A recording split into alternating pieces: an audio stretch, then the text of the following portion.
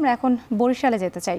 এই পরিস্থিতি জানার জন্য আমরা বরিশাল নগরীতে আমাদের সহকর্মী রয়েছেন, তার মাধ্যমে আমরা শুনতে চাই সেই কর্মসূচি।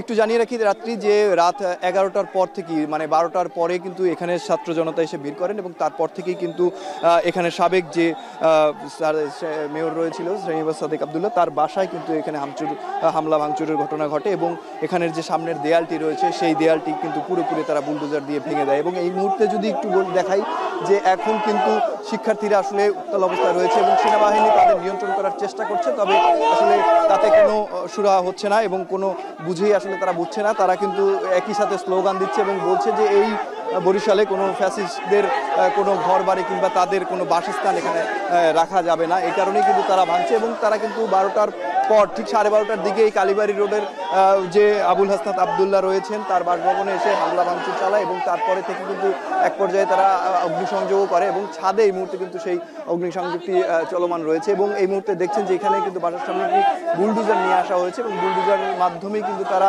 এই যে সামনে একটি গেট ছিল, গেট এবং দেয়াল সেটি কিন্তু পুরোপুরি ভেঙে দিয়েছে। এবং এই মুহূর্তের চিত্র যদি দেখছেন তাহলে কালীবাড়ি রোড এলাকার পুরোটাই কিন্তু এখন উত্তাল অবস্থায় এবং ছাদে কিন্তু আগুনের যে লেলিয়ান শিখা সেটি কিন্তু এখনো দেখা যাচ্ছে। কিছুক্ষণ আগে কিছু ছাত্র জনতা ছাদের উপরে উঠে কিন্তু একটি অগ্নিসংযোগ করেছেন এবং এখানে ফায়ার সার্ভিসকে জানানো হলো এখন পর্যন্ত ফায়ার সার্ভিসের কোনো সদস্য এখানে এসে পৌঁছেনি, যার কারণে এখনো কিন্তু সেই আগুনটি জ্বলছে আপনারা দেখছেন। এবং নিচতলায় একটি অগ্নিসংযোগের ঘটনা ঘটেছিল, তবে সেটি নেভানো হয়েছে এবং সেনাবাহিনীর লোকজন বাড়ির ভেতর থেকে ছাত্র জনতাকে কিন্তু বাইরে বের করে দিয়েছে এবং বাইরেই এখানে আসলে তারা হইচই করছেন এবং একই সাথে এই যে বাসায় ভাঙচুর করেছে এবং একই সাথে যারা সেনাবাহিনী রয়েছে তারা কিন্তু নিয়ন্ত্রণের একটু চেষ্টা করছে এবং সেনাবাহিনী আসলে তাদেরকে এক ধরনের বের করেই দিয়েছে বাসার মধ্যে থেকে, যেহেতু অগ্নিসংযোগের একটি ঘটনা ঘটেছে। এবং দেখছেন এই বুলডোজার দিয়ে কিন্তু এই যে গেটটি রয়েছে সেটি কিন্তু পুরোপুরি ভেঙে দেওয়া হয়েছে ধাক্কা দিয়ে এবং এই যে গেটটির এই ইটের যে স্তূপ সেটি কিন্তু এই মুহূর্তে পড়ে আছে এখানে। এবং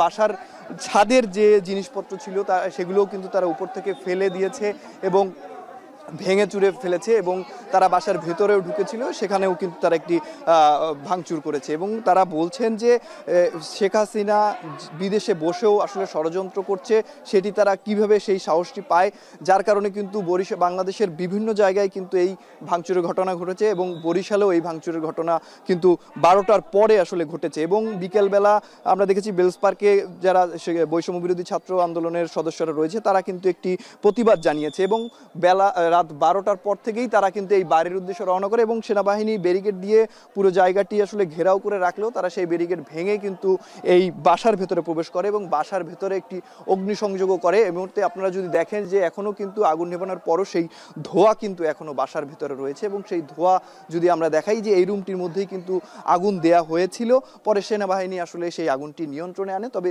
ধোঁয়া এবং আগুন কিন্তু এখনো জ্বলছে। যদি আপনাদেরকে দেখাই তাহলে এখনো কিন্তু সেই আগুন জ্বলছে। তবে সেনাবাহিনী পুলিশ ফায়ার সার্ভিসকে ফোন দিয়েছে, আসলে তারা এখন পর্যন্ত এখানে এসে পৌঁছায়নি। এবং সার্বিক যদি বলি যে শিক্ষার্থীরা আসলে এখনো তাদের কথা মানছেন না, তারা বলছেন যে এই আসলে তাদের বিচার আওতায় আনার আগ পর্যন্ত তারা কিন্তু আন্দোলন সংগ্রাম চলবে। তারা এখনো কিন্তু সেই 5ই আগস্টের যে তেজ রয়েছে সেইখানে রয়েছে এবং তারা বলছেন যে তাদের আসলে এখান থেকে সরিয়ে নেওয়া যাবে না, তারা বুলডোজার নিয়ে কিন্তু এখানে অপেক্ষা করছেন এবং সেনাবাহিনী আসলে বোঝানোর চেষ্টা করলেও তারা কোনোভাবেই কিন্তু মানতে রাজি না এবং তারা এখানেই অবস্থান করছেন। তো বরিশাল থেকে এই ছিল আমার কাছে সর্বশেষ রাত্রি।